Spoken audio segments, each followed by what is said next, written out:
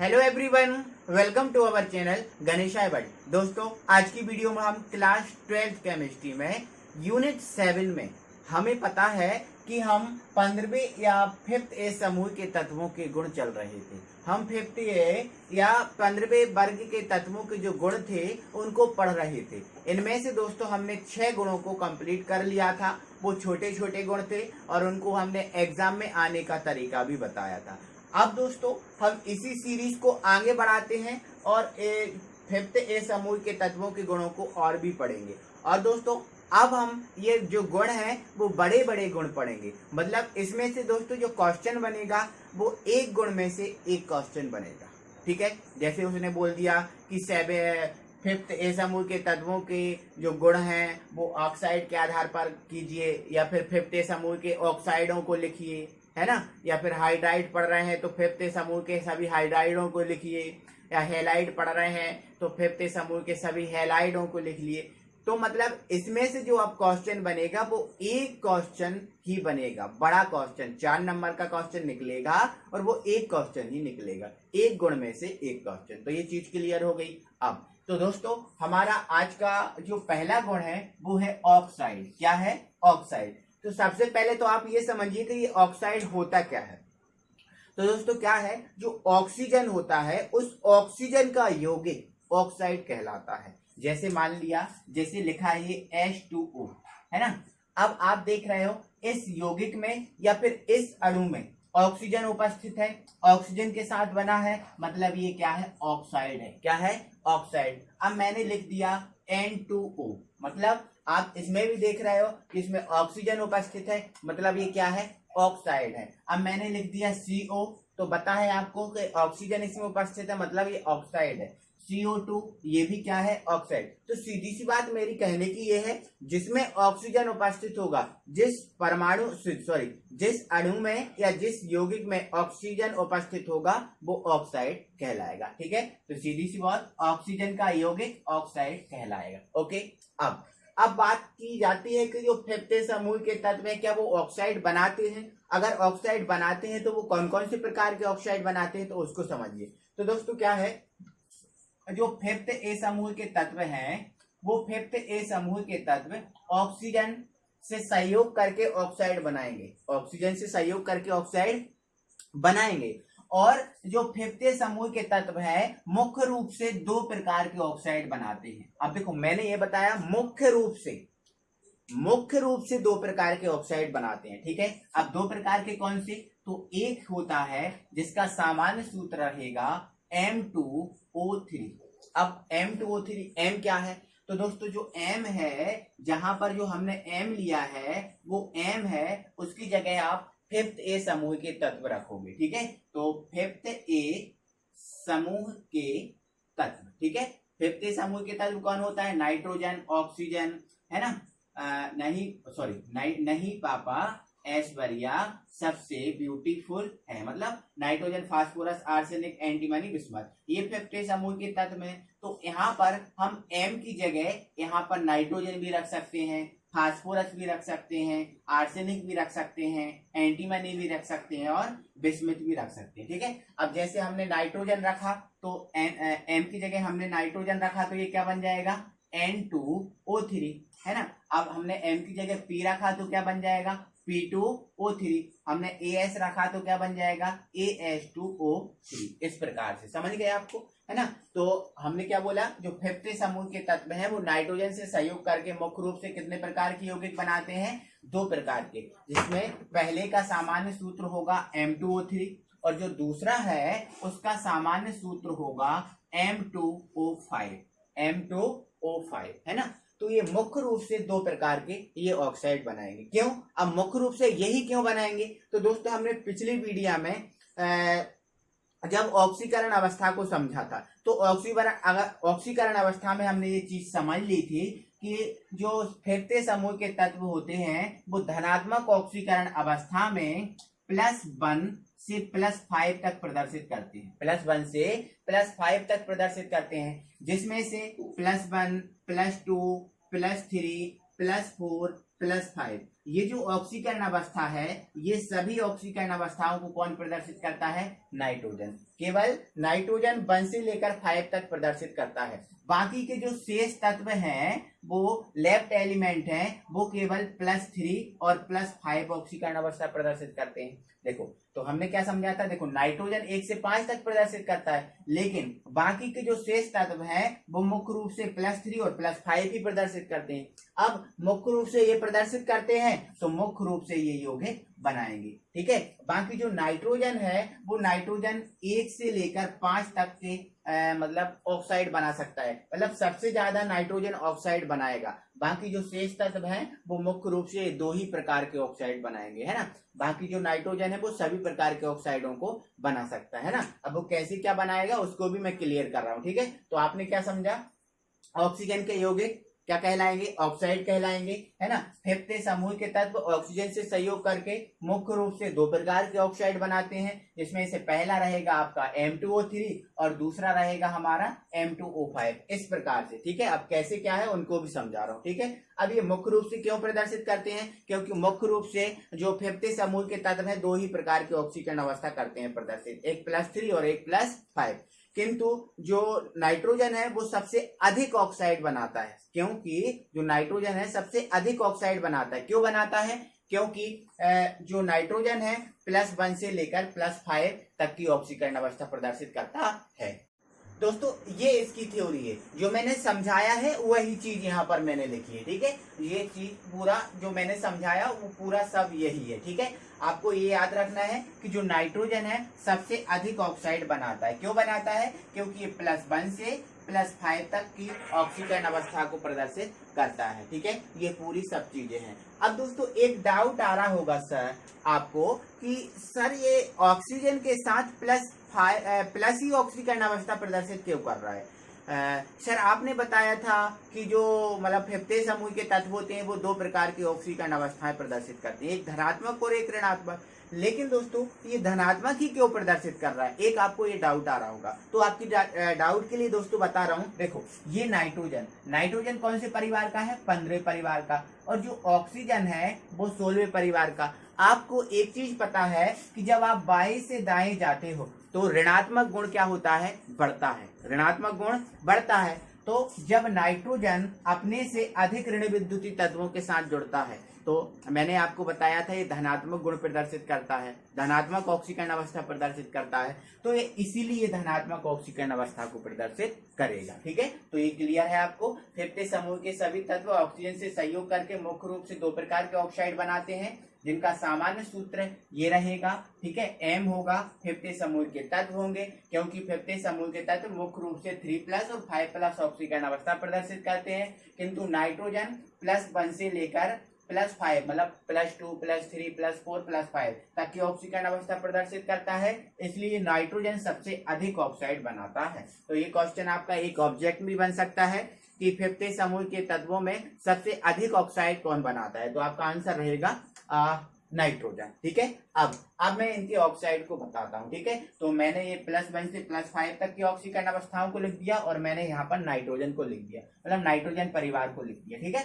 तो आपको पता है नाइट्रोजन जो परिवार है वो ऑक्साइड बनाता है। नाइट्रोजन +1 ऑक्सीकरण अवस्था प्रदर्शित करता है, मतलब ये ऑक्साइड बनाएगा। +1 पे भी ये ऑक्साइड बनाएगा। ठीक है। तो अब जब ये +1 पे ऑक्साइड बनाएगा तो इसका ऑक्साइड क्या बनेगा उसको समझो। देखो, तो ये क्या हुआ? नाइट्रोजन, और ये क्या हुआ? ऑक्साइड, है ना। तो अब नाइट्रोजन जब ऑक्सीजन से सहयोग करेगा, यदि ये 1+ शो करेगा तो आपको पता है ऑक्सीजन की तो 2- ऑलवेज होती है ना। तो ये इधर आएगा और ये इधर आएगा, तो इसका सूत्र क्या बनेगा? N2O। क्या बनेगा? N2O, है ना। तो ये क्या बना लेगा? यहाँ पर N2O बना लेगा। समझ में आपको आया? ठीक है। अब इसके बाद +2 पे भी बनाएगा। ये वाला ये नाइट्रोजन है +2 पे भी बनाएगा, है ना। तो जब ये +2 पे बनाएगा तो यहाँ पर क्या होगा? 2+ होगा। तो 2+ से 2- कैंसिल, तो क्या बचा? NO बचा। तो यहाँ पर जो ऑक्साइड बनेगा वो क्या बनेगा? NO। अब यहाँ पर क्या बनेगा? तो देखो, अब जब यहाँ पर क्या होगा? 3+ होगा और यहाँ पर क्या होगा? 2-, तो ये इधर और ये इधर, तो क्या बन जाएगा? ये N2O3। ठीक है। अब ये बन गया N2O3। समझ में आपको आया। अब ये सब ऑक्साइड है, ये इसको भी आप नाइट्रोजन ऑक्साइड बोल सकते हो, इसको भी नाइट्रोजन ऑक्साइड, इसको भी नाइट्रोजन ऑक्साइड, है ना। अब ये मत सोचना कि सर इसका नाम क्या होगा, तो ऑक्साइड है ना, nitrogen oxide, nitrogen oxide, nitrogen oxide, ठीक है। अब ये भी बनाएगा क्योंकि ये तो जो नाइट्रोजन है वो +5 भी +4 भी करता है ना। तो जब ये +4 करेगा तो यहाँ पर +4 आएगा तो क्या बन जाएगा, N2O4, है ना। लेकिन ये 2 से कट जाएगा तो 2 एकम 2, 2 दूनी 4, तो मतलब क्या बन जाएगा, N1 का कोई मतलब नहीं है, और O2, तो मतलब ये क्या बन जाएगा, NO2। समझ में आपको आया। अब यहाँ पर करेगा तो अब ये 5 करेगा तो क्या बन जाएगा, देखो ये क्या बन जाएगा, ये इधर आएगा तो N2O5 बन जाएगा, ठीक है। तो ये बन जाएगा N2O5, समझ में आपको आया, N2O5, है ना। अब फास्फोरस पे जाओ तो क्या फास्फोरस +1 करता है, बिल्कुल नहीं करता है, तो यहाँ पर इसका कोई यौगिक नहीं बनेगा। क्या +2 करता है, बिल्कुल नहीं करता, तो यहाँ पर भी कोई नहीं बनेगा। अब क्या फास्फोरस +3 करता है, तो बिल्कुल करता है, हमने आपको पिछली वीडियो में सारी चीजें क्लियर की हैं। तो +3 करता है, तो जब फास्फोरस और ऑक्सीजन, तो फास्फोरस +3 करेगा, ऑक्सीजन 2- तो ये इधर और ये इधर आएगा, तो क्या बन जाएगा, P2O3 बनेगा। क्या बनेगा, P2O3, तो ये बन जाएगा P2O3। क्या बन जाएगा, P2O3। क्या फास्फोरस +4 करता है, बिल्कुल नहीं करता। क्या +5 करता है, तो बिल्कुल करता है, तो यहाँ पर क्या बन जाएगा फिर इसका, P2O5। क्या बन जाएगा, P2O5। अब आर्सेनिक पे जाओ, क्या आर्सेनिक +1 करता है, नहीं करता है। क्या 2 करता है, नहीं करता है।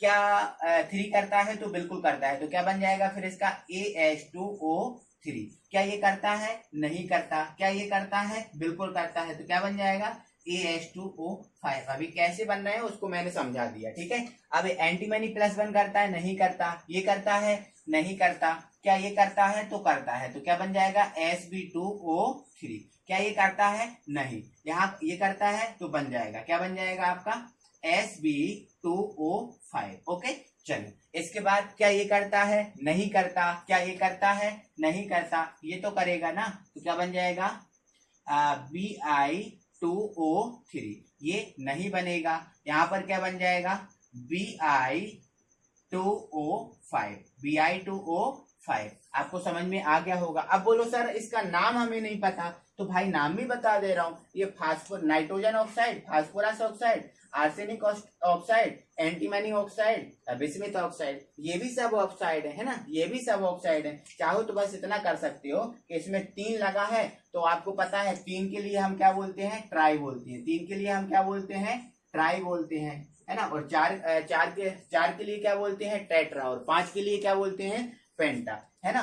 तो यहाँ पर 5 है तो पेंटा, तो ये क्या हो जाएगा, नाइट्रोजन पेंटा ऑक्साइड, फास्फोरस पेंटा ऑक्साइड, आर्सेनिक पेंटा ऑक्साइड, एंटीमनी पेंटा ऑक्साइड। अब ये ट्राई है तो nitrogen try oxide, phosphorus try oxide, arsenic try oxide, है ना। बाकी ये बोलना है तो, है ना, बाकी नहीं बोलना तो आप डायरेक्ट बोलो नाइट्रोजन ऑक्साइड, है ना, फास्फोरस ऑक्साइड और आर्सेनिक ऑक्साइड, ऐसे ही इनको बोल दो, नाइट्रोजन ऑक्साइड, फास्फोरस ऑक्साइड, ऐसा। समझ में आपको आया। अब एक बार दोस्तों मैं डाई ट्राई वाली गिनती बताता हूँ, सुनो। तो 1 के लिए हम क्या बोलते हैं, मोनो। 1 के लिए हम क्या बोलते हैं, मोनो। 2 के लिए डाई, 3 के लिए ट्राई, 4 के लिए टेट्रा, 5 के लिए पेंटा, 6 के लिए हेक्सा, 7 के लिए हेप्टा, 8 के लिए ऑक्टा, 9 के लिए नॉन्टा और 10 के लिए डेका। ये चीज आप याद रखना। तो ये दोस्तों हमारा ऑक्साइड वाला गुण हुआ पूरा, ठीक है। तो ये चीज आपको समझ में आ गई होगी, पूरा सब अच्छे से क्लियर हो गया होगा, मुझे आशा है ना। इसके बाद दोस्तों मैं इसका अगला गुण बता रहा हूं, और वो गुण भी आपका इंपॉर्टेंट है, और वो एक अलग से गुण है और बड़ा गुण है, ठीक है। तो वो गुण है हैलाइड, है ना। तो देखते हैं उसे। दोस्तों हमारा अगला गुण है हैलाइड। क्या है, हैलाइड। तो सबसे पहले आप ये समझो कि हैलाइड क्या है। तो दोस्तों आप हैलोजन तत्व तो जानते ही हो, जो 17वां परिवार होता है वो 17वां परिवार हैलोजन परिवार कहलाता है। क्या कहलाता है, हैलोजन परिवार। अब ये हैलोजन परिवार क्यों कहलाता है, अब ये हैलोजन परिवार क्यों कहलाता है, तो इसका भी कारण है दोस्तों। क्योंकि दोस्तों जो 17वें समूह के तत्व हैं, ये 17वें समूह के तत्व वो क्या करते हैं, समुद्र से तो प्राप्त होते हैं। किससे प्राप्त होते हैं? समुद्र से प्राप्त होते हैं। और ये धातुओं के साथ सहयोग करके किसका निर्माण करते हैं? नमक का निर्माण करते हैं। ठीक है, तो इसलिए हम इसको हैलोजन बोलते हैं। और हैलोजन के बारे में और भी जो चीजें हैं उनको भी मैं आगे क्लियर करने वाला हूँ, है ना। तो दोस्तों सबसे पहले आप हैलोजन तत्व जानते हो कि हैलोजन तत्व क्या होते हैं। ठीक है, तो क्या होता है, जो सत्र परिवार में फ्लोरीन, क्लोरीन, ब्रोमीन, आयोडीन, है ना, ये जो तत्व होते हैं, है ना, वो इसमें एस्टेटीन एक तत्व और है एस्टेटीन। ये जो तत्व हैं वो हैलोजन तत्व हैं। कौन से तत्व हैं? हैलोजन तत्व हैं। लेकिन जो एस्टेटीन है वो इनके समान, मतलब जो समुद्री लवण नहीं बनाता है, इसलिए एस्टेटीन को हटा दिया जाता है। मोस्टली ये चार जो तत्व हैं ये हैलोजन तत्व कहलाते हैं। ठीक है, और इन हैलोजन तत्वों को हम एक्स से व्यक्त करते हैं। किससे व्यक्त करते हैं? एक्स से व्यक्त करते हैं। ठीक है, और सभी हैलोजन तत्व -1 ऑक्सीकरण अवस्था प्रदर्शित करते हैं। कौन सी? -1 ऑक्सीकरण अवस्था प्रदर्शित करते हैं। ये चीज आपको क्लियर रखना है। ठीक है, तब ये माइनस ऑक्सीकरण अवस्था प्रदर्शित करेंगे, तब हम इनको प्रदर्शित करते हैं X- से। किससे? X- से। ठीक है, जब इन पर ये माइनस नहीं होगा तब देखो, जब ये एक चीज और समझो, जब इस पर माइनस आ जाएगा तो ये कहलाएंगे फिर हैलाइड। क्या कहलाएंगे? हैलाइड। ठीक है, और जब इन पर माइनस नहीं होता तो वो क्या कहलाते हैं? हैलोजन कहलाते हैं। क्या कहलाते हैं? हैलोजन। ठीक है, तो अब क्लियर हो गया। हैलोजन ये होता है, इस पर सभी पर क्या होता है? 1- होता है। इनकी ऑक्सीकरण अवस्था क्या होती है? 1-। ठीक है, अब हम समझ रहे हैं हैलाइड को, है ना।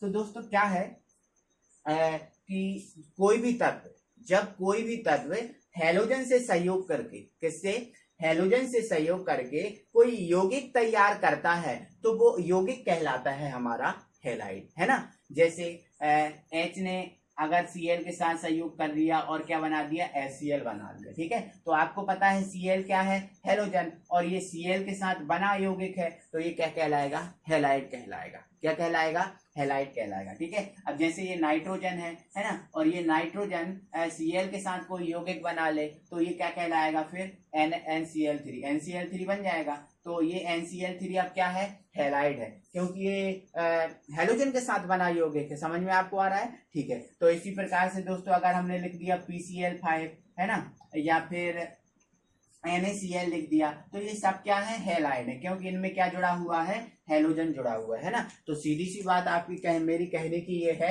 कि हैलोजन के साथ जो यौगिक बनेगा उसको हैलाइड कहेंगे। ठीक है, तो अब आती है बात कि अब 5th समूह के तत्व जो है वो हैलाइड बनाते हैं या फिर नहीं। हाँ, तो दोस्तों जो 5th समूह के तत्व होते हैं वो हैलाइड बनाते हैं, और ये भी मुख्य रूप से 2 प्रकार के हैलाइड बनाते